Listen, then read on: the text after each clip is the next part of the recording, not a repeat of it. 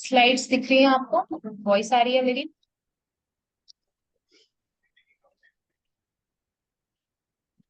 आगे सभी लोग? Yes ma'am.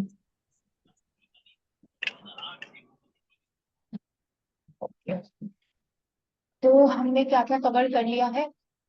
हमने कंजक्टाइवा कल किया था। आज हम नेक्स्ट पार्ट करेंगे अपने आई का, दैट इज कॉर्निया। ठीक, तो स्टार्ट करते हैं। तो सबसे पहले कॉर्निया के बारे में हम सब जानते हैं। यहाँ आपको बिल्कुल कैमरा लाइक स्ट्रक्चर दिखाई दे रहा होगा, लेंस जैसा एकदम बाहर से कांच के जैसा एकदम साफ। वो है हमारी कॉर्निया। और कॉर्निया कैसी होती है? क्लियर होती है, ट्रांसपेरेंट होती है बिल्कुल। तो कॉर्निया के बारे में सबसे पहले याद रखना है, क्लियर ट्रांसपेरेंट होती है, इलेक्ट्रिकल इनसेप होती है। ओके, तो सबसे पहले इलेक्ट्रिकल क्या होता है? ये होता है हमारा राउंड, ऐसे पूरा प्रॉपर ये आपको राउंड दिख रहा है। फिर एक शेप आता है इलिप्ट के टाइप का, मतलब कि हल्का सा बीच में से दबा हुआ होगा, ऊपर से नीचे से हल्का सा दबा होगा, वो होता है इलिप्टिकल शेप। ठीक है। तो अभी इसका शेप कैसे याद रखना है आपको, यहाँ से आपको डायरेक्ट क्वेश्चन मिलके देखने को मिल सकता है। तो इलिप्टिकल इन शेप होता है। और इसका जो यहाँ पे होता है एवरेज डायमीटर होता है, वो हॉरिजेंटल डायमीटर की अगर हम बात करें, ये है हमारा हॉरिजेंटल डायमीटर, ये है हमारा वर्टिकल डायमीटर। हॉरिजेंटल डायमीटर हमारा 12 mm होता है, वर्टिकल डायमीटर 11 mm होता है। वर्टिकल डायमीटर क्यों? क्योंकि ये थोड़ा सा इलेप्टिकल इन शेप होता है, इसलिए इसका वर्टिकल डायमीटर थोड़ा सा कम होता है। ऊपर से दबा होगा, ऐसे हल्का सा दबा हुआ होगा, तो इसका वर्टिकल डायमीटर 11 mm का होता है, हॉरिजॉन्टल डायमीटर 12 mm का होता है। दोनों को याद रखेंगे, हॉरिजॉन्टल और वर्टिकल डायमीटर क्या क्या होता है और शेप इसका कैसा होता है। बाकी चीजें तो हमें पता होती है कि हाँ क्लियर है, ट्रांसपेरेंट है, ये सबको पता होती है। लेकिन जहाँ पे आपको थोड़ा सा और इसको इम्प्रूव करने की जरूरत है, वो है हमारा करना पड़ेगा मुझे। तो इलेक्ट्रिकल इन शेप होता है and average diameter 11 to 12 mm। आपको ऐसे अगर ऑप्शन में आता है कि एवरेज डायमीटर कितना है तो 11 to 12 mm कर देंगे। एंड अगर पूछा जाता है कि हॉरिजॉन्टल डायमीटर कितना है तो 12 mm and vertical diameter 11 mm। क्यों डिफरेंस होता है? क्योंकि इसका शेप इलेक्ट्रिकल है। ओके, तो अब बात करते हैं कॉर्निया के बारे में। तो cornea is a transparent A vascular. सबसे पहला ट्रांसपेरेंट कैसे ये बना रहता है? क्योंकि ये ए वस्कुलर होता है। ए वस्कुलर नहीं होगा तो ये ट्रांसपेरेंट भी नहीं रह पाएगा। जैसे ही कोई इन्फेक्शन हुआ और कोई एक्स्ट्रा सेलुलर ग्रोथ वहां पे हुई, वैसे ही इसकी ट्रांसपेरेंसी क्या हो जाती है? चली जाती है। तो सबसे पहले याद रखेंगे कि ए वस्कुलर होता है tissue with a smooth convex outer surface and concave inner surface. दो सरफेस होंगी हमारे कॉर्निया में। उसमें क्या होगा कि सबसे पहला जो आउटर सरफेस होता है वो कॉन्वेक्स होता है, कॉन्वेक्स इन नेचर परफॉर्म करता है। और दूसरा इनर सरफेस जो होता है, अगर मान लीजिए मैं यहाँ पे कॉर्निया को ड्रॉ कर रही हूँ, तो हमारा जो इनर सरफेस है वो कॉनकेव है ये वाला, और आउटर सरफेस जो है वो कॉन्वेक्स है, which is resemble with a small watch glass. Glass के जैसे, जैसा आपका वॉच ग्लास होता है, आप घड़ी लगाते हो उसमें घड़ी दिखाई देती है, उसमें दो सरफेस मोटी मोटी, आप एक बाहर की सरफेस होगी और एक अंदर की सरफेस होगी, उसी तरह हमारा कॉर्निया भी होता है। To meet the diverse functional demand of the cornea must be. अब क्या क्या हमारी डिमांड होती है कॉर्निया से? जैसे आई से हमारी डिमांड होती है कि वो क्लियर पिक्चर हमें बना के दे, उसी तरह कॉर्निया से भी हमारी कुछ फंक्शनल डिमांड होती है अलग अलग तरह की। सबसे पहली डिमांड होती है उसकी ट्रांसपेरेंसी, कि उसको ट्रांसपेरेंट होना मस्ट है, वो ट्रांसपेरेंट होनी चाहिए। दूसरी क्या होनी चाहिए? रिफ्रैक्ट करनी चाहिए लाइट को। ठीक है। And contain the intra ocular pressure. थोड़ा सा इंट्रा ऑकुलर प्रेशर को बैलेंस करने में, मेंटेन करने में इनका एक पैसिव वे से रोल होता है, एक्टिव वे से रोल नहीं होता है, पैसिव वे से इनका रोल होता है। Contain intraocular pressure and provide करती है प्रोटेक्टिव इंटर सरफेस, यानी हमारे आई को प्रोटेक्ट करने के लिए हमें एक ऐसा सरफेस प्रोवाइड करती है जिसके थ्रू हमारे आई बॉल का प्रोटेक्शन हो सके। तो ये कुछ बेसिक रिक्वायरमेंट्स है जिसकी डिमांड होती है हमारे कॉर्निया से। ये अगर वो फुलफिल नहीं कर पा रही है, रिफ्रैक्ट राइट को अच्छे से नहीं कर पा रही है, ट्रांसपेरेंसी प्रॉपर मेंटेन नहीं है, तो फिर कॉर्निया का क्या हो जाता है? फिर धीरे धीरे उसकी जो एक नॉर्मल फंक्शनिंग है वो अच्छे से नहीं होने के हमारे आंख पे फिर बहुत ज्यादा टोन जो होता है उसका पड़ने लगता है। ठीक है। अब हम और क्या देखेंगे कॉर्निया के बारे में? तो कॉर्निया के बारे में, जो हमारी कॉर्निया है वो फॉर्म करती है 1/6 ऑफ द आउटर कोर। जो हमारा 1/6 है वो पूरा हमारा कॉर्निया कवर करके रखती है। 1/6 का मतलब क्या है, अगर आप किसी चीज को 6 भाग में डिवाइड कर दोगे तो उसका छठा भाग जो होता है वो कॉर्निया का के बराबर होगा। ठीक है, कॉर्निया अगर हमने पूरे आईबॉल को 6 भाग में डिवाइड कर दिया तो 1/6 यानी 6 में से एक भाग कॉर्निया फॉर्म करेगी। एंड पीछे जो स्क्लेरा क्या फॉर्म करता है, आउटर कोट का। आउटर कोट का हमने 6 भाग किया, उसमें से एक भाग कॉर्निया ने ले लिया, पूरा का पूरा यहाँ से यहाँ तक कॉर्निया वाला भाग आ गया। और बचे भाग जो है पांचों के पांचों वो हमारा स्क्लेरा फॉर्म करता है। तो यहाँ से क्वेश्चन बनता है कि हमारे आउटर कोट का कितना फॉर्म हमारा करता है कॉर्निया, तो 1/6 पार्ट करता है। एंड स्क्लेरा कितना करके रखता है, 5/6, यानी कि जिसमें 5 भाग होगा वो स्क्लेरा का होगा। अब बात करते हैं रेडियस ऑफ कर्वेचर की। रेडियस ऑफ कर्वेचर क्या होता है, किसी भी गोले का अगर हम बनाएंगे उसका तो जो रेडियस होगा और यहाँ से यहाँ तक की दूरी रेडियस ऑफ कर्वेचर कहलाती है। इसी तरह हमारे आई बॉल का भी रेडियस ऑफ कर्वेचर होता है, यानी कि स्क्लेरा का रेडियस ऑफ कर्वेचर होगा। स्क्लेरा सबसे आउटर लेयर हम अगर लेके चले तो स्क्लेरा का भी रेडियस ऑफ कर्वेचर होगा, उसी तरह कॉर्निया का भी रेडियस ऑफ कर्वेचर होगा। यहाँ अगर हमारी ये कॉर्निया है तो इसमें अगर हम एक गोला बनाते हैं, सर्कल बनाया हमने, तो इसका एक सेंटर होगा, जो सेंटर क्या करेगा, यहाँ से मीट करेगा। तो ये जो रेडियस है इसको हम रेडियस ऑफ कर्वेचर करेंगे कहेंगे। ठीक है, अब इसमें क्या है कि इसमें दो सरफेसेस हैं, एक तो इनर सरफेस है, एक आउटर सरफेस है। यहाँ पे आपको दिखाई दे रहा होगा, एक इनर सरफेस है और एक आउटर सरफेस है। तो दोनों से अलग अलग गोले बनेंगे और दोनों का रेडियस अलग अलग निकलेगा। ठीक है, तो यहाँ पे आपको याद रखना है कि दो सरफेस है, तो इंटीरियर सरफेस यानी जो हमारा आगे का सरफेस है वो बना रहा है 7.8 mm। रेडियस ऑफ कर्वेचर कितना आ रहा है उसका, 7.8। और पोस्टीरियर सरफेस का आ रहा है 6.5 mm। ठीक है, दो सरफेस है, दोनों का अलग अलग गोला बनेगा और दोनों का जो रेडियस निकलेगा थोड़ा सा डिफरेंट होगा। इंटीरियर सरफेस ऑब्वियस सी बात है कि आगे है तो इसका गोला बड़ा बनेगा, पीछे वाले का गोला थोड़ा छोटा बनेगा, तो इस वजह से इसका जो होगा वो इन कंपैरिजन पहले वाले के थोड़ा कम होगा। तो 6.5 इसका होता है लगभग, और इसका कितना होगा पहले वाले का, 7.8। ठीक है, अब रिफ्रैक्टिव पावर की बात कर ली जाए तो हमारा कॉर्निया में रिफ्रैक्टिव पावर भी होती है। जिस कैपेसिटी से वो रिफ्रैक्शन करेगा, लाइट को बेंड करेगा, फ्लो करेगा, उसकी कैपेसिटी को हम रिफ्रैक्टिव पावर कहते हैं। वो कितनी होती है, 43 डायोप्टर के लगभग होती है। ठीक है, प्लस 43.5 डायोप्टर। यहाँ पे थोड़ा बहुत वेरिएशन, 42 43 आपको हर बुक्स में थोड़ा बहुत डिफरेंशियल वो मिल सकता है, तो अपने इसी के लगभग ऑप्शन में आपको क्या करना है, सेलेक्ट करना है। ठीक है, अब रिफ्रैक्टिव इंडेक्स भी इसका 1.376। यहाँ पे भी आपको हल्का फुल्का हर जगह डिफरेंस देखने को मिल सकता है, नेट पे सर्च करोगे थोड़ा और डिफरेंस, बुक में सर्च करोगे थोड़ा और डिफरेंस। तो इसमें अप्रोक्स वैल्यू 1.37, डबल डिजिट तक अगर आप याद रखोगे, 37 अगर आप याद रखोगे तो आगे का 7.7 हो सकता है, 7.8 हो सकता है, 7.6 हो सकता है, थोड़ा बहुत वेरी कर सकता है, लेकिन अब दो डिजिट तक आपको याद रखना है कि 1.37। ठीक है, यहाँ पे 7.6 भी हो सकता है, लेकिन यहाँ पे हल्का फुल्का ही डिफरेंस जाएगा, ज्यादा नहीं जाएगा। इसकी बात कर ली हमने। तो अब हम बात कर लेते हैं अपने कॉर्निया की। यहाँ आप देख रहे हो, अगर हम ओसीडी में एंगल लेने जाते हैं तो इस तरह का हमारा कॉर्निया पूरा दिखाई देता है, ये ना। ये देखो, आपको प्रॉपर इसमें इसकी डबल सरफेस दिखाई दे रही होगी, interior surface and outer surface. तो अब इसमें बात की जाती है थिकनेस की।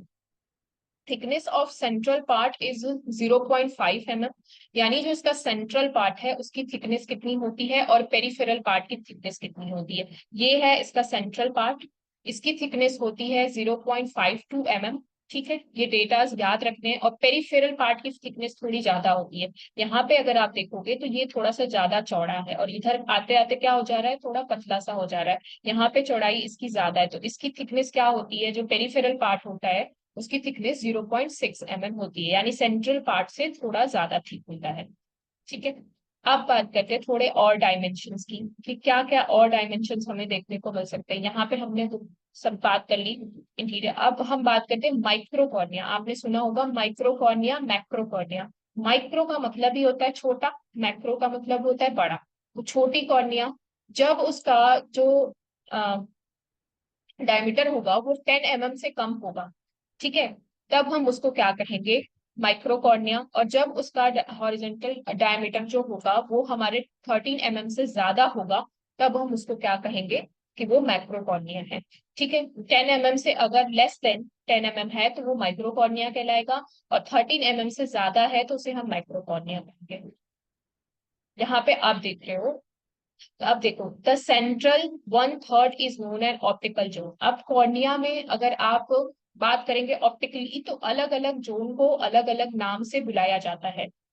यहाँ पे अलग अलग जोन का अलग अलग डायमीटर भी है, जैसे कि आपका सेंट्रल जोन, ठीक है, यहाँ पे आपको बीच में जो सेंटर वाला पार्ट दिखाई दे रहा है एकदम ही बिल्कुल वो 2 mm के लगभग रखा गया है। फिर उसके बाद जो एरिया आ रहा है वो 6 mm का है, देन 8 mm का है। अब हमारा बात कर ले तो इसका 1/3, अगर हमने इसको 3 भाग में बांटा तो उसका एक भाग ऐसा होगा जिसको हम क्या कहेंगे, ऑप्टिकल जोन कहते हैं। यहाँ पे तो कई भाग में बांट रखा है, लेकिन आप इमेजिन करके, जैसे मान लो यहाँ पे ये एक पार्ट हो गया, ये दूसरा पार्ट है और ये तीसरा पार्ट है, तो लगभग एक पार्ट जो इसका सेंटर वाला है उसको हम क्या कहते हैं, ऑप्टिकल जोन कहते हैं। ठीक है, रिफ्रैक्टिव इंडेक्स कॉर्निया का हमने देख लिया, एंड द डायोप्ट्रिक पावर हमारा वेरी करता है 43 to 45, भी आपको किसी बुक में देखने को मिल सकता है, 44 45 यहाँ तक वेरी कर सकता है। ठीक है, अब बात कर लेते हैं कंपोजिशन की, कि हमारी कॉर्निया किससे बनी हुई होती है। तो सबसे पहले जो उसमें सबसे ज्यादा होता है वो वाटर होता है 78% के लगभग। फिर कोलेजन होता है 15%, जिसमें से कि कई तरह के कोलेजन होते हैं, type 1 collagen, type 3 collagen, type 4 and type 6 collagen. Collagen के टाइप्स पे नहीं जाना है, याद रखना है वाटर सबसे ज्यादा होता है, देन उसका आता है कोलेजन। फिर जितने भी आपको ऑप्शन में मिल जाते हैं, प्रोटीन कह लो या फिर किरेटाइन सल्फेट 0.7%, या फिर जो भी जितनी भी चीजें आएंगी जिसमें कि हाइलुरोनिक एसिड भी होता है, जो उसकी क्या करता है, हाइड्रेशन को मेंटेन करता है, और 1% सॉल्ट भी होता है। हमें याद क्या रखना है यहाँ से, कि जो हमारी मोस्ट ऑफ द कॉर्निया है वो वाटर से बनी हुई होती है। उसके बाद अगर कुछ आता है तो वो कोलेजन आता है। ठीक है, अब बात करते हैं जो सबसे मेन पार्ट हमें पढ़ना है, जहां से बहुत ज्यादा क्वेश्चन बनते हैं, वो है हमारे कॉर्निया की लेयर। यहाँ पे आपको अच्छे से दिखाई दे रहा होगा, इपिथीलियम सबसे ऊपर, फिर उसके नीचे क्या होती है, वोमेन्स मेम्ब्रेन, फिर आ जाए तो होती है हमारी स्ट्रोमा, फिर होती है डेस्मेट मेम्ब्रेन, फिर होती है इंडोथीलियम। इंडोथीलियम क्या होती है, सबसे अंदर की लेयर होती है। अब एक एक करके इसको इन डिटेल और कवर करते हैं। तो यहाँ पे सबसे पहले आप देखो इपिथीलियम, 6 लेयर होती है, interior to posterior, interior to posterior, posterior to interior. इसका सीरीज भी, सीक्वेंस भी आपको पता होना चाहिए, यहाँ से भी आपके क्वेश्चन बनते हैं। दूसरा पूछा जाता है कि कितनी लेयर है, तो वो तो बेसिकली सबको याद होता है, पर सीरीज नहीं याद होता, सीक्वेंस नहीं याद होता। तो सबसे पहले जहां पे भी कहीं का हो, कॉर्निया हो, कहीं का भी हो, कंजक्टाइवा हो, इपिथीलियम लेयर सबसे पहले आती है और इंडोथीलियम लेयर सबसे बाद में आती है। इसी तरह 4 ऑप्शन आपको मिलेंगे, वहां से आपको क्या करना है, इलिमिनेशन करके भी आप देख सकते हो। तो सबसे पहले एपिथेलियम आ गई, देन आ गया बोमेन्स मेम्ब्रेन, फिर आ गया हमारा सबस्टेंशिया प्रोपिया, और फिर हमारी आ गई डुआज लेयर। ठीक है, और फिर हमारा आ गया डेस्मेट मेम्ब्रेन, और 6 आती है हमारी इंडोथेलियम लेयर। डुआज लेयर हमारी नई लेयर है, बेसिकली पहले हमें 5 ही लेयर पता थी, लेकिन रिसर्च के बाद हमें 6 लेयर पता चली इसकी। ठीक है, तो अभी इसके सबके नाम आपको याद होने चाहिए। अब इमेज में सबसे पहले आपको दिखाई दे रहा होगा, ये है हमारी एपिथेलियम लेयर। अब बीच में इसमें आपको देखने को मिल रही है वोमेन्स लेयर। देन सबसे ज्यादा एरिया जो कवर कर रहा है वो है हमारा स्ट्रोमा। ठीक है, उसके बाद हमारी पतली सी रेड कलर की लेयर आपको दिखाई दे रही होगी, डुआज लेयर है। उसके नीचे जो ये वाली लेयर है ये डेस्मेट मेम्ब्रेन है, और सबसे नीचे जो लेयर है वो हमारी इंडोथेलियम है। तो सबसे ज्यादा एरिया कौन सा कवर कर रहा है, स्ट्रोमा।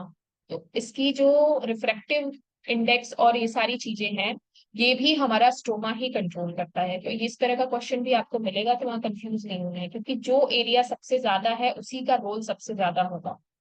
ठीक है, अब स्ट्रक्चर्स की बात कर लेते हैं। कॉर्निया कॉन्सिस्ट ऑफ 5 लेयर, नेमली सबसे पहले एपिथेलियम होती है। तो क्या होती है, स्ट्रेटिफाइड स्क्वैमस। स्ट्रेटिफाइड का मतलब बताया था कल, कि लेयरिंग मिलेगी, यहाँ पे आपको परत दर परत सारी चीजें मिलेंगी। स्ट्रेटिफाइड होती है, स्क्वैमस सेल्स की बनी हुई होती है। Epithelium consist, epithelium and the basal columnar cell, इसमें बेसल बेसल कोलमनार सेल होती है, कॉलम लाइक सेल्स होती हैं, ऐसे कॉलम बनी हुई सेल्स होंगी, एंड विंग सेल्स होती है, एंड सरफेस सेल्स होती है। क्या ये हमें याद रखना है? नहीं, ये सिर्फ हमें पता होना चाहिए। याद क्या आपको रखना है कि एपिथेलियम सेल हमारी स्ट्रेटिफाइड स्क्वामस सेल्स की बनी हुई होती है, और इसमें क्या होती है, 5 लेयर होती है। ये याद रख सकते हैं आप कि कॉर्निया की जो एपिथेलियम है उसमें 5 लेयर होती है। ठीक है। और जो हमारी रिप्लेसमेंट इसकी जो टाइमिंग होती है वो 7 डेज में, अगर हमारी कॉर्निया की एपिथेलियम डैमेज हो जाती है तो वो 7 डे लगता है उसको रिप्लेस होने में। लगभग 7 डे के अंदर वो क्या हो जाती है, डैमेज हुई तो वापस से सही हो जाती है, रिप्लेस हो जाती है। तो ये रिप्लेसेबल लेयर है, और सबसे बड़ी बात है कि ये 7 डे के अंदर अगर डैमेज हुई तो वापस से बन जाएगी। यहाँ पे आपको वापस से फिर से दिखाई दे रहा होगा, यहाँ पे आपको विंग सेल्स हैं, इनको विंग सेल्स कहते हैं। नीचे में बेसल सेल्स हैं, ये सारी बेसल सेल्स हैं। नीचे में बेसल लेमिना भी हैं, और सबसे ऊपर जो आपको दिखाई दे रहे हैं ये माइक्रोविलाइज हैं, जो क्या करते हैं, टीयर फिल्म को इसके ऊपर अटैच करने में हेल्प करते हैं। ठीक है। सुपरफिशियल लेयर में हमारे माइक्रोविलाइज होते हैं जो टीयर को क्या करते हैं, हमारे कॉर्निया से अटैच करते हैं ताकि उसको न्यूट्रिशन प्रॉपर, वो मॉइस्ट रहे और न्यूट्रिशन उसको मिलता रहे। तो यहाँ से अगर क्वेश्चन बन के आता है कि कौन सी सेल्स है या फिर कौन सी लेयर है जो हेल्प करती है टीयर को कॉर्निया से अटैच होने के लिए, तो अगर ऑप्शन में सुपरफिशियल सेल्स ऑफ इपिथेलियम दे रखा है तो वो लगा सकते हैं, या फिर इपिथेलियम सेल्स दे रखा है तो वो भी आपका आंसर हो जाएगा। तो जैसा ऑप्शन होगा उस अकॉर्डिंग आपका आंसर बनेगा। ठीक है। माइक्रोविलाइज किस में पाई जाती है, तो हमारी जो सुपरफिशियल सेल होती है, एपिथेलियम सेल होती है, उसमें पाई जाती है। यहाँ पे आपने देख लिया ये भी नॉन केरेटिनाइज्ड होता है, यानी इसमें कोई केराटिन प्रोटीन नहीं होता है। केराटिन प्रोटीन जहां पे भी आ गया वो सेल कभी ट्रांसपेरेंट नहीं रह जाएगी। ठीक है। तो ये भी नॉन केराटिन होता है, स्ट्रेटिफाइड स्ट्रेटिफाइड स्क्वामस सेल्स का बना होता है। 3 तरह की सेल होती है, superficial cell, wing cell, basal cells, ये देख लिया हमने। अब बेसल सेल्स के बारे में थोड़ा और बात कर लेते हैं कि जर्मिनेटिव लेयर ऑफ एपिथेलियम, यहाँ से आपका डायरेक्ट क्वेश्चन बनता है which cells is called as a germinative layer of epithelium of cornea. तो क्या होगा, बेसल सेल्स। बेसल सेल्स जो होती हैं वो जर्मिनेट करती। जर्मिनेशन का क्या मतलब है कि मतलब नई सेल्स को पैदा करना। अगर एपिथेलियम पे कोई चोट लग गई, मान लीजिए स्क्रैपिंग की गई है किसी पेशेंट को, कोई फॉरेन बॉडी है, वहां से फॉरेन बॉडी निकाला तो उसके साथ एपिथेलियम सेल्स भी कुछ निकल जाएंगी। अब उसकी हीलिंग चाहिए तो वहां पे नई एपिथेलियम सेल्स कौन बनाएगा, बेसल सेल्स बनाएंगी। जर्मिनेटिव लेयर होती है एपिथेलियम की, only epithelial layer with the mitotic capacity, mitotic activity. यानी यहाँ पे मायोटिक डिवीजन होगा, सेल डिवीजन होगा तभी तो नई सेल बनेंगी। तो सिर्फ एक यही सेल है बेसल सेल्स जो सबसे नीचे होती है, ये भी याद रखना है आपको। बेसल सेल्स सबसे नीचे होती है। यहाँ पे विंग सेल्स है, सुपरफिशियल सेल्स है, और तीसरे नंबर पे हमारी जो इपिथेलियम होती है उसमें बेसल सेल्स होती हैं। और यहीं पे सारी मायोटिक एक्टिविटी चलती है। मायोटिक एक्टिविटी का मतलब है कि एनर्जी रहेगी, उससे फिर सेल डिवाइड होंगी और नई सेल्स बनेंगी। सुपरफिशियल सेल्स माइक्रोविलाई को कवर करती हैं, help in glycocalyx formation, stability of tier film. Tier film stability का बताया था, ग्लाइकोकैलिक्स और जान लीजिए कि ग्लाइकोकैलिक्स एक तरह का सबस्टेंस है जिसको फॉर्मेशन में हमारी माइक्रोविलाई हेल्प करती है। लेकिन आपसे क्वेश्चन क्या बन सकता है, स्टेबिलिटी ऑफ टीयर फिल्म किसकी वजह से होती है, सुपरफिशियल सेल जो होती है एपिथेलियम में उसमें माइक्रोविलाई होती है, उसकी वजह से होती है। चलिए अब बात करते हैं अपनी सेकेंड लेयर की। क्या पढ़ लिया हमने, हमने एपिथेलियम पढ़ लिया और उसमें जो इंपॉर्टेंट एरियाज थे जहां से क्वेश्चन बनने की चांसेस थे वो भी कवर कर लिया। अब हम बात करेंगे अपने सेकेंड लेयर के कॉर्निया की, that is Bowman's membrane. Okay. Behind the corneal stroma, यानी sorry, bind the corneal stroma anteriorly, यानी कि कॉर्नियल स्ट्रोमा को आगे से बांधते हुए with the basement membrane of epithelium, यानी जो नीचे की एपिथेलियम की बेसमेंट मेम्ब्रेन है उससे और स्ट्रोमा से ये बंधी हुई हमारी बोमेन्स मेम्ब्रेन होती है। ठीक है। यहाँ पे नीचे में कॉर्निया की स्ट्रोमा होगी तो उससे बंधा हुआ होगा, और ऊपर में इसके क्या होगा, एपिथेलियम की बेसमेंट मेम्ब्रेन होगी तो उससे बंधी हुई होंगी। क्या पॉइंट आपको याद रखना है, इट इज अ नॉट और ट्रू इलास्टिक मेम्ब्रेन, यानी इसमें कोई इलास्टिसिटी की जो प्रॉपर्टी होती है, यानी कि सेल को अपने शेप को चेंज करने की जो कैपेसिटी होती है वो इसमें बिल्कुल नहीं होती है। Not a true elastic membrane. देखने में इस तरह की प्रॉपर्टी होल्ड करती हुई लग सकती है, पर ये एक सही मायने में इलास्टिक मेम्ब्रेन नहीं होती है। तो ये भी आपको याद रखना है, once destroyed does not regenerate. अगर यहाँ तक इन्फेक्शन पहुंच गया, सेकेंड लेयर तक पहुंच गया एपिथेलियम को डिस्ट्रॉय करके, और उसने बोमेन्स मेम्ब्रेन को भी डिस्ट्रॉय कर दिया, ठीक है, किसी तरह की पेनिट्रेटिव इंजरी हुई है जो कॉर्निया में पेनिट्रेट करके सारे के सारे यहाँ तक पहुंच गई, इपिथेलियम को पेनिट्रेट किया और बोमेन्स मेम्ब्रेन तक पहुंच गई, तो इपिथेलियम की बेसल सेल्स तो इसको रिकवर कर देंगी, वापस से रीजनरेट कर देंगी, लेकिन बोमेन्स मेम्ब्रेन अगर डैमेज हो गई तो ये कभी रीजनरेट नहीं होती है। इसीलिए उस पर्सन को हमेशा जो आप देखोगे व्हाइट धब्बा कॉर्निया पे दिखाई देगा, हमेशा के लिए ओपेसिटी हो जाएगी, ठीक है। तो आपको ये याद रखना है कि हमारी जो सेकेंड लेयर होती है वोमेन्स मेम्ब्रेन, वो कभी भी वापस से रीजनरेट नहीं होती है। once destroyed does not regenerate, source considerable resistant to infection and injury. अब ये क्या है कि इस सेल्स की ये प्रॉपर्टी है कि ये अपने आप ही किसी तरह के कोई इन्फेक्शन जल्दी इसमें नहीं होते हैं, बहुत रेयर केस है, रेयर केस क्या, रेयर केस नहीं होता है, मतलब बहुत इस तरह का है कि अगर पेशेंट ने बिल्कुल ही क्योर नहीं किया, ध्यान नहीं दिया, लापरवाह है, प्रॉपर ट्रीटमेंट नहीं मिल पाया, या किसी तरह की कोई पेनिट्रेटिव इंजरी है, तभी इसको इंजरी हो सकती है, वरना इसमें क्या होता है प्रोटेक्शन के बहुत अच्छे जो रेजिस्टेंट अमाउंट में ये कर लेती है, अपना प्रोटेक्शन खुद ही कर लेती है, ठीक है। अब ब्रोमेन्स मेम्ब्रेन किससे बनी हुई होते हैं? सबसे पहले तो इसमें कोलेजन फाइबर्स होंगे जो कि रीजनरेट नहीं होते हैं। Damage in result in the formation of permanent corneal opacity, अगर ये डैमेज हो गई तो आपका परमानेंट कॉर्नियल ओपेसिटी देने के लिए जिम्मेदार होती है। आपसे क्वेश्चन इस तरह से पूछा जा सकता है कि एक पर्सन ओपीडी में आया है जिसको परमानेंट कॉर्नियल ओपेसिटी हो गई है, तो अब आप इससे क्या कंक्लूजन निकाल सकते हो कि उसकी कौन सी लेयर डैमेज हो गई है जो वापस से रिजनरेट नहीं होगी? तो वो है हमारे कॉर्निया की सेकेंड लेयर जो कि बोमेन्स मेम्ब्रेन है। इसमें अगर परमानेंट ओपेसिटी है, इसका मतलब कि ये लेयर क्या हुई है, डैमेज हो गई है। अब बात कर लेते हैं हम सब्सटेंशिया प्रोपिया, जिसको हम स्ट्रोमा भी कहते हैं। इट फॉर्म 90%, आपको दिखाई दे रहा था कि सबसे ज्यादा एरिया स्ट्रोमा ही कवर करके रख रहा था, तो 90% ऑफ कॉर्नियल थिकनेस जो होती है वो स्ट्रोमा कवर करती है। यहाँ से भी आपका क्वेश्चन बनता है कि हमारे सबसे ज्यादा कॉर्नियल थिकनेस के लिए कौन सी लेयर रिस्पॉन्सिबल है, तो वो है स्ट्रोमा। 90% एरिया यही कवर करती है। कॉन्सिस्ट क्या करती है, क्या क्या होते हैं इसके पास? किरेटोसाइट्स होंगे और इरेगुलर अरेंज, सॉरी इरेगुलर नहीं, regular arranged collagen fibre around the substance. जितना भी इसका सबस्टेंस होगा उसमें कोलेजन फाइबर रेगुलरली अरेंज होते हैं। क्या हमें ये याद रखना है? नहीं, आपको याद क्या रखना है कि कॉर्नियल थिकनेस का 90% जो हमारी स्ट्रोमा कवर करके रखती है, और स्ट्रोमा का ही दूसरा नाम क्या है, सबस्टेंशिया प्रोपिया है, और ये कौन सी लेयर है हमारी, तीसरी, ठीक है। अब चौथी लेयर की बात करें तो इसे हम प्री डेस्मेट मेम्ब्रेन या फिर डुआज लेयर भी कहते हैं। प्री डेस्मेट क्यों कहते हैं? क्योंकि इसके बाद डेस्मेट मेम्ब्रेन है, तो वो इसके पहले आ गया ये, इसलिए इसको प्री डेस्मेट मेम्ब्रेन कह दिया। दूसरा नंबर क्या है, डुआज लेयर है। डुआज लेयर इसका नाम क्यों पड़ा हुआ है? क्योंकि ये डिस्कवर की गई है 2013 में बाई हरमिंदर दुआ, तो हरमिंदर दुआ जी ने इसको डिस्कवर किया, इसलिए इसका नाम क्या पड़ा, डुआज लेयर पड़ी, ठीक है। And Indian ophthalmologist working in great Britain, ये एक इंडियन ऑप्थेल्मोलॉजिस्ट है जो कि ग्रेट ब्रिटेन में काम करते हैं। यहाँ पे आपसे क्वेश्चन बन सकता है कि हरमिंदर दुआ का रिलेशन किससे है, तो वो प्री डेस्मेट मेम्ब्रेन है, या फिर कॉर्निया की मेम्ब्रेन से है, डुआज लेयर से है, इस तरह के क्वेश्चन आ सकते हैं। कब रिसर्च हुई थी डुआज लेयर की, तो 2013 में हुई थी। Located anteriorly to the Descemet membrane, जो डेस्मेट मेम्ब्रेन है उससे पहले ये लोकेटेड होता है। About 15 micrometre thickness, acellular structure, ये जो होता है ए सेलुलर स्ट्रक्चर होता है, और लगभग 15 माइक्रोन का इसका डायमीटर होगा, थिक होगा ये।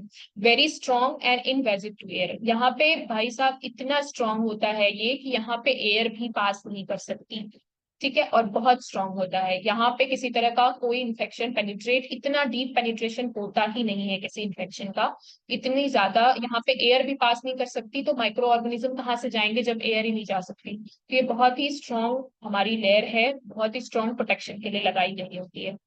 अब पांचवी लेयर की बात कर लेते हैं जो कि है डेस्मेट मेम्ब्रेन, जिसको हम क्या कहते हैं, posterior elastic lamina. The Descemet membrane is a strong homogeneous basement membrane, यानी होमोजिनस है, इसमें जितने भी मेम्ब्रेन होंगी, जितने भी स्ट्रक्चर होंगे वो एक शेप में और एक सीक्वेंस में लगे होंगे, होमोजेनस इन नेचर होंगे, and separate from the stroma by pre Descemet membrane. और ये स्ट्रोमा से किससे अलग होती है, इसके बीच में प्री डेस्मेट मेम्ब्रेन आ जाती है, उससे वो स्ट्रोमा को सेपरेट कर देती है। It is very resistant to the chemical agent, trauma and pathological process. अब इसके पहले ही इतनी स्ट्रॉन्ग लेयर लगी हुई है जो कि एयर भी पास नहीं होने देती है, तो हमारी डेस्मेट मेम्ब्रेन को तो वैसे भी सुरक्षा मिल रही है, लेकिन ये फिर भी अपने तरफ से केमिकल एजेंट्स के लिए, किसी तरह के किसी पेनिट्रेटिंग ट्रॉमा के लिए और पैथोलॉजिकल प्रोसेसेस के लिए हाईली रेजिस्टेंट होती है, यानी कि इसमें जल्दी इंफेक्शन नहीं हो सकता। Descemet membrane consist of the collagen and glycoprotein membrane, it can regenerate. और इसमें क्या होती है, रीजनरेशन की कैपेसिटी होती है। बाय द वे किसी केमिकल एजेंट या ट्रॉमा से अगर ये हो भी गई तो वापस से क्या, इसमें क्या होंगे, कोलेजन फाइब्रिल होते हैं, तो जहां पे भी कोलेजन फाइब्रिल होंगे और उसमें ग्लाइकोप्रोटीन होगा तो वापस से अपने आप को रीजनरेट कर लेते हैं। ठीक है। अब यहाँ पे आपको थोड़ा एंडोथेलियम लेयर, जो सबसे लास्ट लेयर है, उसकी बात करते हैं। It is a single layer of hexagonal cuboidal cells attached to the posterior aspects of descemet membrane। तो जो डेस्मेट मेम्ब्रेन है उसके पीछे में क्या होगा, हमारा एंडोथेलियम होगा, और यहाँ पे क्या होते हैं, हेक्सागोनल, आपको ये दिखाई दे रहे हैं, हेक्सागोन बन गया। यहाँ पे हेक्सागोन टाइप के सेल्स आपको दिखाई दे रहे होंगे, जो हेक्सागोनल प्रॉपर्टी क्यूबॉइडियल सेल्स होती हैं ये, जिनका शेप क्या होता है, हेक्सागोन होता है। और ये लेयर क्या होती है, सिंगल लेयर होती है एंडोथेलियम की। किसके पीछे होगी, हमारी डेस्मेट मेम्ब्रेन के। It is a pre sorry it is a mesenchymal in origin. और मेसेनकाइमल इन ओरिजिन होती है, ये क्या हमें याद रखना है, नहीं इतना डीप याद नहीं रखना है, सिर्फ इतना याद रखिए कि सिंगल लेयर और हेक्सागोनल लेयर होती है, सेल्स की बनी हुई होती है। Corneal endothelium sales produce a relatively fix and it is about, इसमें कितने सेल्स अमाउंट में होते हैं ये दे रखा है, तो ये भी आपको याद करने की जरूरत नहीं है। ठीक है।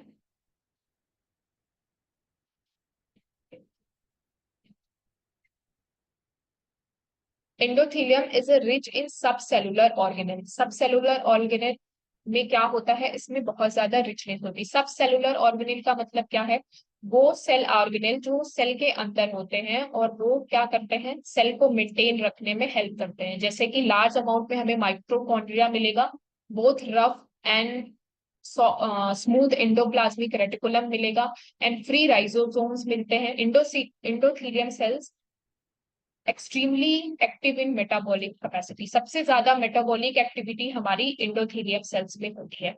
Nutrition to endothelium, endothelium get nutrition from oxygen from the aqueous.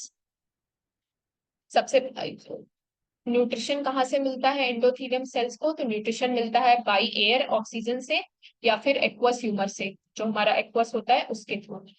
Essential nutrition such as a glucose and amino acid pass across its surface to supply cellular needs for और corneal layer।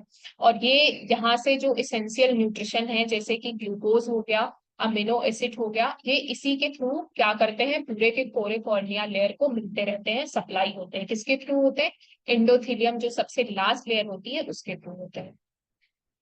अब nutrition of cornea की बात की जाए तो cornea is supplied by anterior ciliary nerve which are branch of ophthalmic nerve, fifth cranial nerve. जो हमारी fifth cranial nerve होती है उसके थ्रू हमारे क्या होता है, इंटीरियर सिगरी नर्व के थ्रू हमारे कॉर्निया को जो हमारा नर्व सप्लाई है, या फिर न्यूट्रिशन नहीं होगा यहाँ, नर्व सप्लाई ऑफ कॉर्निया होना चाहिए था, हेडिंग। तो which are the branch of ophthalmic division of fifth cranial nerve का इंटीरियर सिगरी नर्व जो होती है पार्ट होती है। After seeing about 2 mm in cornea the nerves lose their myelin sheath. अच्छा, कॉर्निया में पेनिट्रेट करने के 2 mm के बाद, जैसे कि कॉर्निया में पेनिट्रेट किया, 2 mm जैसे ही पेनिट्रेट करती है नर्व, वो क्या कर देती है, lose their myelin sheath divided into डिस्क्रोनिसिटी एंड फ्रॉम 3 plexus, स्ट्रोमल और सब इपिथेलियल एंड इंट्रा एपिथेलियल। यहाँ से जैसे ही वो एंटर करती है उसमें माइलिन सीथ लगी होती है, ठीक है। वो माइलिन सीथ क्या हो जाती है, हट जाती है, और उसके बाद जो ये नर्व्स है वो 3 पार्ट में डिवाइड हो जाती है। कौन कौन सी पार्ट है, स्ट्रोमल है, दूसरा सब एपिथेलियल है, और तीसरा इंट्रा एपिथेलियल है। 3 भाग में डिवाइड हो जाती है और 3 अलग अलग भाग में जाके नर्व सप्लाई करती है। अब आती है हमारी न्यूट्रिशन की बात। पीछे हमने नर्व देखा, अब हम कॉर्नियल न्यूट्रिशन की बात और मेटाबॉलिज्म की बात कर लेते हैं। अभी तो थोड़ा थोड़ा करके देखा था, अब थोड़ा अच्छे से करते हैं इसको। तो cornea require energy for normal metabolic activity. सबको एनर्जी की जरूरत होती है। उसी तरह हमारे कॉर्निया अब ट्रांसपेरेंट है, एवस्कुलर स्ट्रक्चर है, तब भी उसको एनर्जी की तो जरूरत होगी परफॉर्म करने के लिए। तो इसको एनर्जी कहाँ से मिलती है? तो एक्टिविटी जैसे कि उसका मेंटेनिंग ट्रांसपेरेंसी एंड हाइड्रेशन, कहाँ कहाँ उसकी जरूरत होती है एनर्जीज की? तो अपनी ट्रांसपेरेंसी को मेंटेन रखने के लिए एनर्जीज की जरूरत होती है, और उसको डिहाइड्रेशन मेंटेन करने के लिए भी एनर्जी की जरूरत होती है। तो energy is generated by breakdown of glucose in the form of ATPs. जो भी ग्लूकोज का प्रोडक्शन वहां पे होता है, जो सबसे लास्ट लेयर है एंडोथेलियम सेल्स, वहां पे तो क्या होता है, ग्लूकोज सारा एटीपी के फॉर्म में ब्रेक हो जाता है, और वहां से हमारी जो कॉर्निया है उसको न्यूट्रिशन मिलता रहता है। Most actively metabolising layer are the epithelium and the endothelium. जो सबसे ज्यादा एनर्जी का यूज करती है वो हमारी एंडोथेलियम है, बनाती भी है और यूज भी करती है। और दूसरा इपिथेलियम है, जो कि जो ग्लूकोज से एटीपी बनता है उसका यूज करती है। तो इसको क्या करना है आपने याद रखना। अभी ब्लड सप्लाई कर लेते हैं, इसके बाद ये वाली सेशन एंड हो जाएगा। तो उसके बाद 10 मिनट में आप देखेंगे, आपको जहां पे कंफ्यूजन होगी पूछ लीजिएगा, वापस से उसको एक बार रिपीट कर देंगे।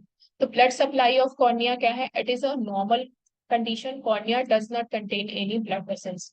सबसे पहले तो कॉर्निया में किसी तरह की कोई ब्लड वेसल्स नहीं होती है। तो इंटीरियर सिलरी आर्टरी का क्या रोल होता है? अब देखते हैं। A branch ophthalmic artery from a vascular arcades in the limbal region. Limbal region क्या है, याद करने की कोशिश करिए। ये हो गई हमारी कॉर्निया, और इसके साइड में होता है हमारा लिम्बस। ठीक है। तो हमारी जो इंटीरियो सिलरी आर्टरी है वो क्या करती है, वस्कुलर आर्केट्स बनाती है, यानी पतली पतली धागे जैसी संरचना बनाएगी। और वो इन द लिम्बल रीजन, जब आप कभी स्लिट लैम्प पे देखोगे तो कॉर्निया का जो लिम्बल रीजन है वहां पे आपको पतली पतली ब्लड वेसल्स दिखाई देंगी। ठीक है। And help in the corneal metabolism, wounds repair by the providing nutrition. ये क्या करती हैं इनडायरेक्टली? जैसे कि अगर कोई चीज यहाँ पे गीली है, यहाँ पे ब्लड है, वहां पे न्यूट्रिशन है, और आपने उसी के आसपास कोई चीज लाके रख दी, तो थोड़ा बहुत जो उसका मॉइस्चर है वो उस पदार्थ, उस बगल वाले जो भी आपने रखा है उसमें भी चला जाता है। उसी तरह अब लिम्बल एरिया में हमारा जो इंटीरियर सिलरी आर्टरी है वो आर्किड्स के फॉर्म में ब्लड सप्लाई कर रही होती है। तो उसका न्यूट्रिशन जब भी कभी वुंड हो गया, उसको रिपेयर करना है, तो अब हमारी कॉर्निया वहां से क्या करती है, न्यूट्रिशन ले लेती है। Absence of blood vessels in a cornea is one of the contributing factor in this transparency. Cornea की ट्रांसपेरेंसी, अगर मान लीजिए कोई पेशेंट ओल्ड एज के हैं और उसके लिम्बल एरिया के ब्लड वेसल्स अब कॉर्निया पे ग्रो कर रही है, नई न्यू वस्कुलराइजेशन देखने को मिल रही है। अब उनकी बॉडी ऐसी हो गई है कि वहां पे भी जो वहां पे ब्लड वेसल्स की ग्रोथ नहीं होनी चाहिए, वहां पे भी ब्लड वेसल्स की ग्रोथ हो रही है। तो धीरे धीरे उसकी ट्रांसपेरेंसी वो है खत्म होती जाएगी। यहाँ पे ये सेंटेंस यही कह रहा है कि ब्लड वेसल्स का नहीं होना कॉर्निया में एक बहुत अच्छा फैक्टर होता है उसकी ट्रांसपेरेंसी को मेंटेन करके रखने के लिए।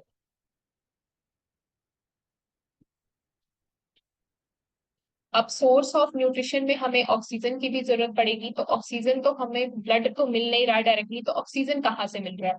ठीक है। तो oxygen mainly from the atmosphere, जो हमारी कॉर्निया बाहर की तरफ है, तो उसको जितना भी ऑक्सीजन की जरूरत होती है वो एटमॉस्फेयर से लेती है बाय द टीयर फिल्म। और टीयर फिल्म उसमें क्या करते हैं, हेल्प करते हैं with the minor amount supply by the aqueous. और थोड़ा बहुत एक्वस से भी सप्लाई होता है और थोड़ा लिम्बल वस्कुलेचर से भी। तो कहाँ कहाँ से न्यूट्रिशन हमारी कॉर्निया बेसिकली ले रही है? एटमॉस्फेयर से ले रही है, पहला 1 नंबर। दूसरा नंबर कहाँ से ले रही है? टीयर फिल्म से ले रही है। और तीसरा कहाँ से ले रही है? एक्वस से ले रही है ना। टीयर फिल्म से भी वो ऑक्सीजन ही लेती है, एटमॉस्फेयर के थ्रू डायरेक्ट है, तो टीयर फिल्म उसमें हेल्प करती है। तो टीयर फिल्म हो गया, दूसरा हो गया एक्वस से, तीसरा हो गया एक्वस से, एंड चौथा हो गया लिम्बल जो एरिया है वहां से। लिम्बल का जो भी वेसल्स का सिस्टम है, वेसल आर्किड्स हैं, वहां से भी न्यूट्रिशन देती है। नॉर्मल जो प्रेशर होता है टीयर का वो लगभग हमारे कॉर्निया पे 1.5 mmHg होता है, और जो एक्वस का प्रेशर एक्सर्ट होता है हमारी कॉर्निया पे वो 40 mmHg के बराबर होता है। Minimum 25 Hg from the oxygen is needed for maintaining the deturgescence state and the transparency. लगभग 25 के बराबर जो प्रेशर है, जैसे कि कोई सरफेस है, वहां पे कोई चीज अटैच है, तो वहां पे कोई ना कोई प्रेशर लग रहा होगा तभी वो अटैच है उस सरफेस पे।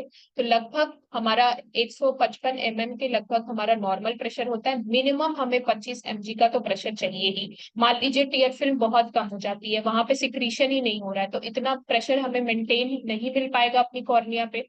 प्रॉपर टीयर नहीं मिल पाएगा, प्रॉपर प्रेशर भी मेंटेन नहीं है, तो हमारी कॉर्निया कैसी हो जाएगी, फिर ट्रांसपेरेंसी उसकी लूज होती जाती है।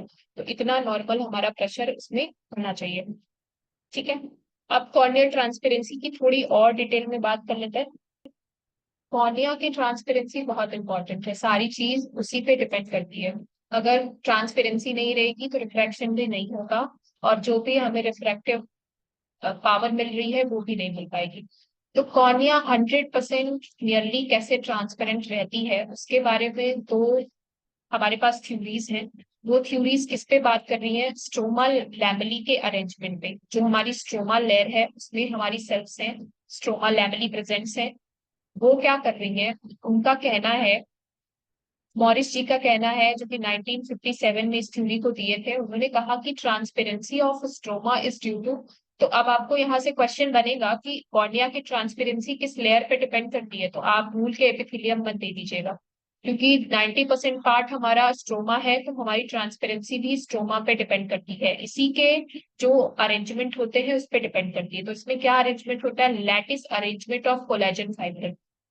जो स्ट्रोमा में कोलेजन फाइब्रिल है उनका एक लैटिस अरेंजमेंट होता है। लैटिस अरेंजमेंट यानी कि सेम दूरी पे, सेम डायमीटर पे एक दूसरे से सेपरेट रहेंगे। एग्जांपल के लिए, because of their same diameter and the regular separation, back scattered light would be almost completely suppress by the destructive interference. तो इनका है कि लाइट की स्कैटरिंग समझ रहे हो, यानी कि यहाँ पे आपका एक सरफेस है और वहां पे लाइट गिर रही है और अलग अलग डायरेक्शन में स्कैटर्ड हो जा रही है। लेकिन स्ट्रोमा लेवलिंग क्या होती है, इस तरह से अरेंज होती है कि सारी की सारी लाइट को वो क्या कर देती है, वापस से रिफ्रैक्ट कर देती है, और जितना उनको चाहिए रहता है उतने को अब्सॉर्ब कर लेती है। यही कारण होता है जो हमारी उसकी वजह से ट्रांसपेरेंसी मेंटेन रहती है। अब ये क्या करेगी, अगर इनका जो अरेंजमेंट है इरेगुलर हो गया, यहाँ पे आप देख रहे हो प्रॉपर लैटिस अरेंजमेंट नहीं बन पा रहा है, यहाँ पे एक प्रॉपर एक हेक्सागोनल लैटिस अरेंजमेंट बन रहा है, तो ये अगर प्रॉपर मेंटेन नहीं रह पाया तो वो सारी की सारी जो लाइट होनी चाहिए, जिस अमाउंट में रिफ्रैक्ट होनी चाहिए, जिस अमाउंट में अब्सॉर्ब होनी चाहिए, वो नहीं हो पाएंगी, तो हमें उसकी ट्रांसपेरेंसी उतनी नहीं मिल पाएगी। ये पहली थ्योरी। दूसरी थ्योरी गोल्डमैन की थी। गोल्डमैन ने क्या कहा, गोल्डमैन कहते हैं कि propose the lattice arrangement is not necessarily factor for the stoma transparency. उनका कहना था कि लैटिस अरेंजमेंट इतना ज्यादा जरूरी नहीं है ट्रांसपेरेंसी फैक्टर के लिए। Cornea is transparent because of fibril are small in relation to the light. उनका कहना था कि जो लाइट आ रही है उससे भी ज्यादा ये छोटे हैं, और वो क्या कर रहे हैं, अब उन्होंने क्या कहा कि लाइट के रिलेशन में वो बहुत ज्यादा छोटे हैं and do not interfere with light transpiration. और लाइट प्रॉपर ट्रांसमिरेट कर पा रही है, वो इतने छोटे हैं कि वो बिल्कुल भी रास्ते पे आते ही नहीं है। इसी वजह से लाइट जो है एक आती है और वापस से रिफ्रैक्ट हो जाती है, बिल्कुल भी रास्ते में रुकावट नहीं बन रहे होते हैं। तो इसमें क्या होता है, नो इंटरफेरेंस होता है and with the light transmission unless they are larger and one half of the wavelength of light.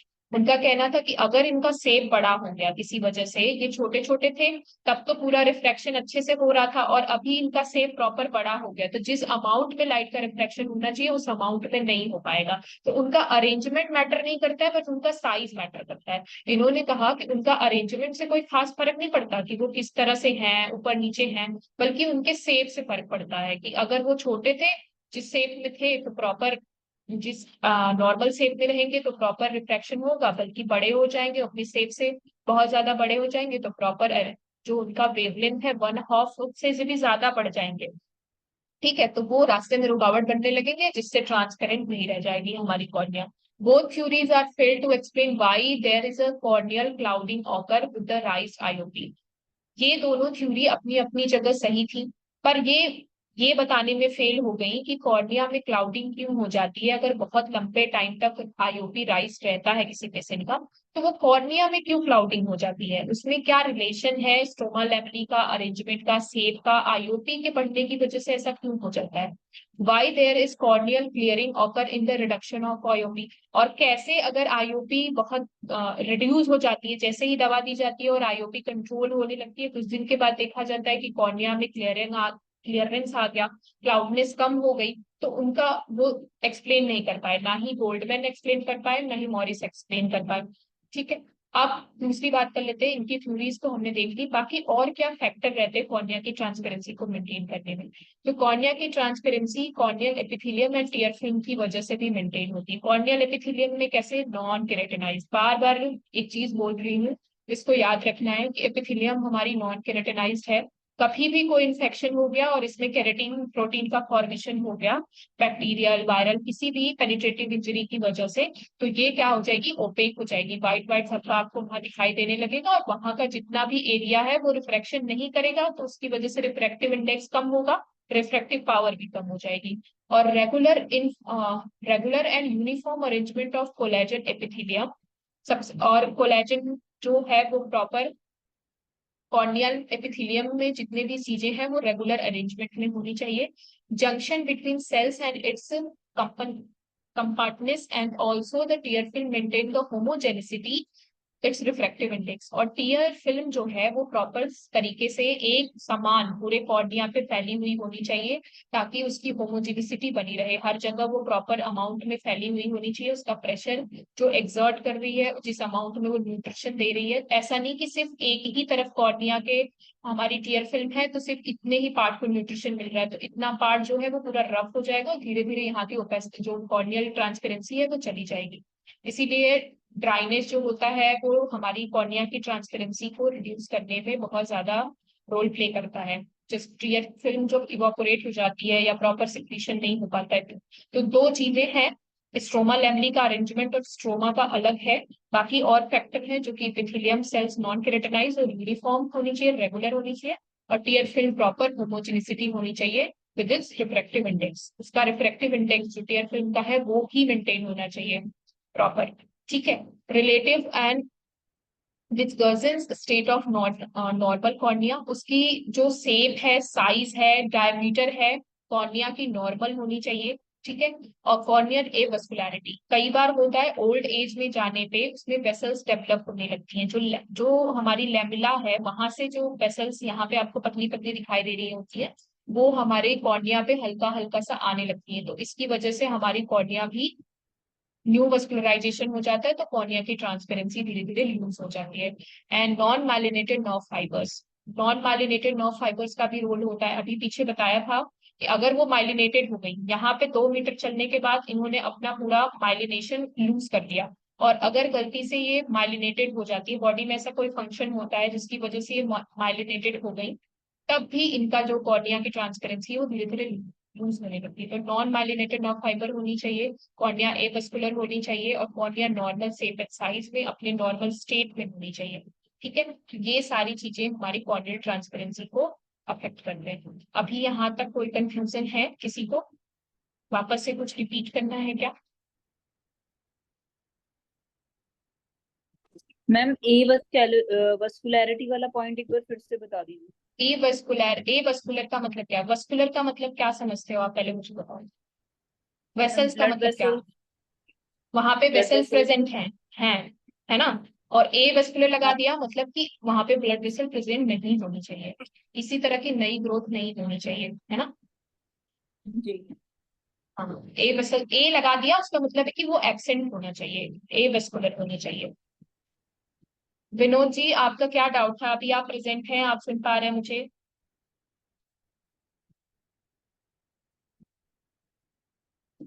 चलिए, तो ये नहीं है तो अभी अगर ये आएंगे तो अपना क्वेश्चन से पूछ पाएंगे। ठीक है all of you, okay thank you. Ma'am last वाली क्वेश्चन स्लाइड थोड़ा वापस से रिपीट इसके कर लीजिएगा। करेंगे आप? जी बताइए क्या रिपीट करना है। सबसे लास्ट वाली स्लाइड जो थी। Last, non myelinated. जी।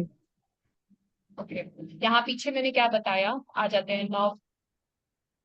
हाँ, यहाँ पे मैंने आपको बताया था कि जो इसकी 2 mm कॉर्निया है ना, नर्व सप्लाई कैसे होती है, इसका थोड़ा स्पेशल अरेंजमेंट होता है। स्पेशल क्या होता है कि 2 mm तक चलने के बाद उसमें जो नर्व्स, माइलिन सीट समझते हैं आप, नर्व्स पे हमारे माइलिन सीट होती है ना, जो हमारे नर्व्स इम्पल्सेस को प्रॉपर कैरी करने में हेल्प करती है। अब इसमें क्या होता है कि नर्व्स जो होती है 2 mm in cornea, that nerve loose their myelin sheath. अभी इसका स्पेशल अरेंजमेंट होता है कि कॉर्निया में 2 mm तक आने के बाद जो नर्व है अपनी माइलिन सीट को लूज कर देती है। ये कॉर्निया का स्पेशल अरेंजमेंट है ताकि जो कॉर्निया की एवेस्कुलरिटी रहे वो मेंटेन रहे। और उसके बाद वो अलग अलग फॉर्म पे डिवाइड हो जाती हैं, 3 प्लेक्सेस में डिवाइड हो जाती है, stromal plexuses, sub epithelial plexuses and intra epithelial plexuses. ये अगर आपको नहीं याद रहेगा तो भी चलेगा, सिर्फ इतना समझने के लिए, ट्रांसपेरेंसी के लिए ये भगवान ने डिजाइन किया है कि माइलिन सीट यहाँ से हटा दो ताकि कॉर्निया की ट्रांसपेरेंसी प्रॉपर मेंटेन रहे। तो नॉन माइलिनेटेड होनी चाहिए। नॉन माइलिनेटेड का मतलब ए माइलिनेटेड, नॉन माइलिनेटेड। नॉन का मतलब ये होता है नॉन वस्कुलर, ए वस्कुलर, ये सब वर्ड्स हैं जहाँ पे ये चीज प्रेजेंट नहीं है, माइलिन सीट प्रेजेंट नहीं है, तो उसको हम नॉन माइलिनेटेड कह देंगे, नॉन माइलिनेटेड नर्व फाइबर्स। तो हमारे कॉर्निया में ट्रांसपेरेंसी को मेंटेन करने के लिए हमारे non myelinated nerve myelin fibre sheath जो है वो क्या लेयर है क्या कोई, मतलब वापस से क्या चीज? नर्व्स वाला चैप्टर जाके पढ़िएगा। ये मैं एक अभी 2 मिनट में आपको पूरा नहीं समझा सकती, इसको आप जब प्रॉपर से, हमारे उस पे भी है, मैंने नर्व्स टिश्यू करा रखा है, यूट्यूब पे भी है, आप कहीं से भी पढ़ सकते हैं, पर उसमें मैंने बहुत अच्छे से बता रखा है। इसी को क्लियर करने के लिए वो सारी चीजें मैंने पढ़ाई थी कि माइलिन शीथ क्या होती है, नॉन माइलिनेटेड नर्व फाइबर क्या होते हैं, उनकी कनेक्टिविटी कैसे बनती है, उनका क्या रोल होता है। ये प्रॉपर आपको पढ़ना पड़ेगा, एक बार रिवाइज कर लीजिए, ये सब पढ़ा हुआ है बेसिक से, आपको याद आ जाएगा। ठीक है, फिर भी कोई कंफ्यूजन रहती है तो मुझसे पूछ लीजिएगा। नॉन माइलिनेटेड का मतलब है कि नर्व फाइबर है, उसके ऊपर एक पतली सी शीट लगी होती है माइलिन की, वो नहीं होती है यहाँ पे। ठीक है, वो नहीं होगी तभी इसकी ट्रांसपेरेंसी मेंटेन रहेगी। Okay, thank you all of you. Thank you ma'am.